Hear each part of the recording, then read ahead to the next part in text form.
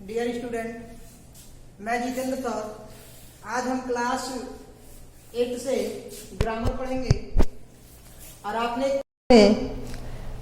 Present indefinite tense का affirmative पढ़ लिया था। तो चलिए आज हम निगेटिव की बात करेंगे। तो निगेटिव को देखने से पहले हमें एक चीज़ देखना होगा। नोट में लिखा इस टेंस का निगेटिव बनाने के लिए, जब भी आप प्रेजेंट इंडेफिनिट टेंस का निगेटिव बनाएंगे तो इस टेंस का निगेटिव बनाने के लिए आपको डू नॉट या डज नॉट का प्रयोग करना पड़ता है। तो लिखा है इस टेंस का निगेटिव बनाने के लिए डू नॉट या डज नॉट का प्रयोग हम करेंगे।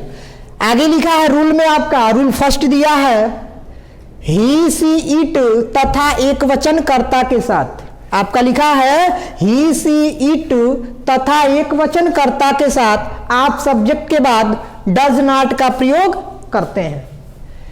जब भी आपका ही होगा, सी होगा, इट होगा या कोई एक वचन कर्ता होगा, उस कंडीशन में आप सब्जेक्ट के बाद डज नॉट का प्रयोग करेंगे।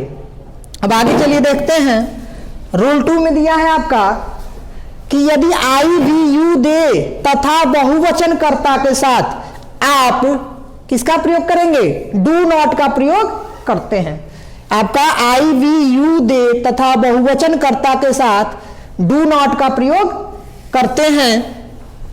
आगे लिखा आपका जब डू नॉट या डज नॉट का प्रयोग करेंगे, लिखा है जब डू नॉट या डज नॉट के साथ क्रिया के फर्स्ट फॉर्म या से यस नहीं लगाते। इतना याद रखिएगा कि जब भी हम डू नॉट या डज नॉट का प्रयोग करेंगे उस दशा में क्रिया के फर्स्ट फॉर्म में हम यस या यस का यूज नहीं करेंगे। कारण यह है, अभी हम आपको कारण बता रहे हैं। सबसे पहले आप वर्ड ऑर्डर देख लीजिए। वर्ड ऑर्डर में क्या होगा? पहले आपका सब्जेक्ट होगा, पहले आप सब्जेक्ट लिखेंगे। सब्जेक्ट के बाद हमने यहाँ पे लिखा है सब्जेक्ट के बाद डज नॉट या डू नॉट का प्रयोग कर देंगे। तो आपका सब्जेक्ट के बाद हमने डू नॉट लिखा है या डज नॉट लिखा। उसके बाद आप वर्ब के फर्स्ट फॉर्म लिखेंगे। यहाँ पर यस या यस का यूज नहीं करेंगे, जैसा कि हमने ऊपर बता दिया है। उसके बाद ऑब्जेक्ट लिखेंगे और उसके बाद ऑर्डर लिखेंगे। अब देखिए क्यों हम डू नॉट या डज नॉट के साथ यस या यस का प्रयोग नहीं करते। आपको पता है ये डू है और इस डू को हम कहते हैं हेल्पिंग वर्ब। क्या कहते हैं? Helping verb. ये क्या करता है? ये आपका हेल्पिंग वर्ब है। ये क्या करेगा? ये वर्ब की सहायता करेगा। वर्ब की क्या करेगा? सहायता करेगा। वर्ब के फर्स्ट फॉर्म की क्या करेगा? सहायता करेगा। अब बताइए जब ये वर्ब की सहायता करेगा तो ये वर्ब अपने प्योर रूप में आएगा। अपने प्योर रूप में कहने का मतलब ये क्रिया के फर्स्ट फॉर्म में ही होगा, इसमें यस या यस नहीं लगेगा। अब यस या यस कहाँ लगाएंगे? अब इसके हेल्पिंग वर्ब में हम यस या यस लगाएंगे। तो यानी जब डू होगा तो ये आपको पता है ये प्लूरल में आएगा, क्योंकि यह वर्ब की तरह है। वर्ब कहिए, हेल्पिंग वर्ब और वर्ब दोनों का जो नंबर होता है वो सेम होता है। यानी आपका जो डू दिख रहा है यह क्या होगा? आपका प्लूरल फॉर्म होगा। और किसी भी वर्ब को या हेल्पिंग वर्ब को सिंगुलर बनाने के लिए हम किसका प्रयोग करेंगे? यस या यस का प्रयोग करेंगे। जैसा कि आपको पता है इसमें अगर हम यस जोड़ते हैं तो ये आपका हो गया यस, और यस का प्रयोग कहाँ करते हैं? सिंगुलर सब्जेक्ट के साथ। जैसा कि आपको यहाँ पर दिया गया है, ये सब सिंगुलर सब्जेक्ट होते हैं। जब हम अफर्मेटिव में इसको लिख रहे थे तब वहां पे डू नॉट या डज नॉट नहीं आ रहा था। तब तो उस कंडीशन में ये जब सिंगुलर है, जब आपका सब्जेक्ट सिंगुलर होगा तो वर्ब को भी सिंगुलर बनाना है, और वर्ब को जब सिंगुलर बनाते हैं तो वर्ब के फर्स्ट फॉर्म यस या यस का प्रयोग करते हैं। वही कंडीशन आपकी यहाँ लगी है। यानी हम जब डू नॉट या डज नॉट का प्रयोग करेंगे तो उस दशा में वर्ब के फर्स्ट फॉर्म को चेंज नहीं करेंगे, यानी यस या यस का प्रयोग नहीं करेंगे। चलिए अब हम एग्जाम्पल की तरफ बढ़ते हैं और इसके कुछ उदाहरण देख लेते हैं, जिसके आधार पर आप इसमें सारी जानकारी प्राप्त कर सकेंगे और आपको इसे प्रेजेंट इंडेफिनिट टेंस के नेगेटिव या अफर्मेटिव आपको कहीं फंसने के चांसेस नहीं रहेंगे। तो चलिए देखते हैं, एक एक टॉपिक्स को हम ध्यान से देखेंगे, एक एक एग्जाम्पल्स को, और उसका रूल फॉलो करते हुए चलेंगे। जैसे पहला लिखा है आपका वह स्कूल नहीं जाता है। वह स्कूल नहीं जाता है, तो पहले हम सब्जेक्ट को लिखेंगे। सब्जेक्ट हमारा ही है, जैसे वह की अंग्रेजी आपका ही हो गया। और ही जब आ गया तो आप जब यहाँ पे डू लिखेंगे जब आप यहाँ डू लिखेंगे तो पहले आपको जानकारी ले लेना पड़ेगा, क्योंकि यह डू किस रूप में आया है, हेल्पिंग वर्ब के रूप में। ये जो डू है आपका हेल्पिंग वर्ब के रूप में आया है, और जब हेल्पिंग वर्ब के रूप में आया तो ये आपको पता है ये प्लूरल होगा, और यहाँ पर आपका क्या बन रहा है, ये सिंगुलर बन रहा है।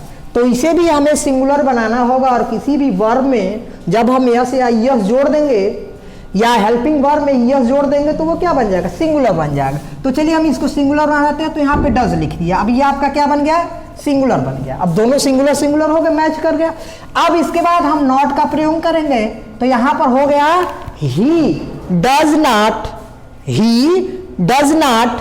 अब हम यहाँ पे लिखा वर्ब के फर्स्ट फॉर्म का यूज करना है हमें, तो वर्ब का फर्स्ट फॉर्म आपको हो गया यहाँ पे जाना, तो गो होगा यहाँ पे गो।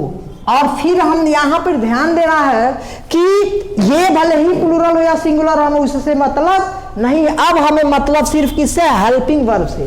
तो हेल्पिंग वर्ब और सब्जेक्ट दोनों सिंगुलर हो गए। उसके बाद हमें वर्ब को नहीं देखना है कि वर्ब सिंगुलर है या प्लूरल है। तो चलिए लिखा है ही डज नॉट गो, और जाना कहाँ है, स्कूल पे। तो स्कूल गो के साथ आपका क्या यूज करेंगे, टू, और टू के बाद लिख देंगे हम गो टू स्कूल। तो हो गया आपका he does not go to school. अब दूसरा आपका एग्जाम्पल है, श्याम चोरी नहीं करता है। श्याम चोरी नहीं करता, तो श्याम लिखिए श्याम। श्याम जो है आपका सिंगुलर में होगा, क्योंकि यह प्रॉपर नाउन, और कोई भी प्रॉपर नाउन हमेशा सिंगुलर ही रहती है। तो यहाँ पर श्याम लिखने के बाद हम हेल्पिंग वर्ब का प्रयोग करेंगे, तो फिर हमारा डज ही आएगा, क्योंकि ये आपका सिंगुलर है तो ये भी आपका सिंगुलर होगा। श्याम डज नॉट चोरी करना होता है स्टील, स्टील मीन्स चोरी करना, तो श्याम डज नॉट स्टील। फिर हम बता रहे हैं आपको वर्ब की तरफ नहीं देखना है जब हमारा डू नॉट या डज नॉट होगा। वर्ब की तरफ कब देखना है, जब आपका अफर्मेटिव होगा, तब हम वर्ब को सिंगुलर या प्लूरल बनाएंगे। लेकिन डू नॉट या डज नॉट आने की कंडीशन में हम इस वर्ब को नहीं देखते हैं, ये वर्ब जिस फॉर्म में उसी फॉर्म में रहने देते हैं, और हेल्पिंग वर्ब में हम यस या यस का प्रयोग कर देते हैं। अब चलिए अगला है, मैं तुम्हारे साथ नहीं रहता हूं। मैं तुम्हारे साथ नहीं रहता हूं। तो चलिए आई लिखते हैं, और आई आपको पता है आई के साथ हम डू नॉट का प्रयोग करते हैं। आई के साथ किसका प्रयोग करते हैं, डू नॉट का प्रयोग करते हैं। तो चलिए लिख लेते हैं, आपका हो गया डू, और उसके बाद हम लिख लेंगे नॉट। तो क्या होगा, आई डू नॉट। अब रहना का अंग्रेजी आपका होगा लिव होगा, आपका होगा आई डू नॉट लिव। अब यहां पर साथ की अंग्रेजी हम लिखेंगे विथ, और विथ के बाद किसका प्रयोग करेंगे, यू का। आपका ऑब्जेक्टिव केस होगा यू, तुम्हारे दिया, इसकी हिंदी पे नहीं जाएंगे, लास्ट में हमारा यू ही लगेगा, ऑब्जेक्टिव केस ही लगेगा। देखने में तो ये पॉसेसिव केस लगेगा, लेकिन हम यूज करेंगे ऑब्जेक्टिव केस यू का। अगला आपका एग्जाम्पल है, लड़के क्रिकेट नहीं खेलते हैं। लड़के क्रिकेट नहीं खेलते हैं, तो क्या हो जाएगा, द बॉयज, और ये बॉयज क्या होगा आपका, प्लूरल हो गया। उसके बाद हम लिखेंगे डू नॉट, तभी तो ये प्लूरल और ये दोनों प्लूरल मैच करेंगे, एक दूसरे के जैसे हो जाएंगे। तो ये भी प्लूरल, ये भी आपका प्लूरल। ये लिखना नहीं है आपको, बस हम समझाने के लिए यहाँ पर लिख रहे हैं। तो द बॉयज डू नॉट, अब यहाँ पर होगा प्ले, और प्ले के बाद हो जाएगा क्रिकेट। चलिए एक आध और एग्जाम्पल देख लेते हैं। जैसे लिखा है, हम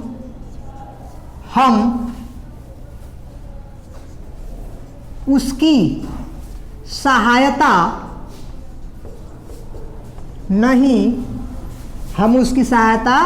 नहीं करते हैं। तब क्या हो जाएगा आपका, हम उसकी सहायता नहीं करते हैं। तो चलिए यहाँ पर हम की अंग्रेजी हम वी लिखेंगे, और वी के साथ आपका क्या आएगा, डू नॉट। तो क्या हो जाएगा, वी डू नॉट। अब यहाँ पर होगा आपका सहायता करना, तो क्या हो जाएगा, हेल्प हो जाएगा, वी डू नॉट हेल्प।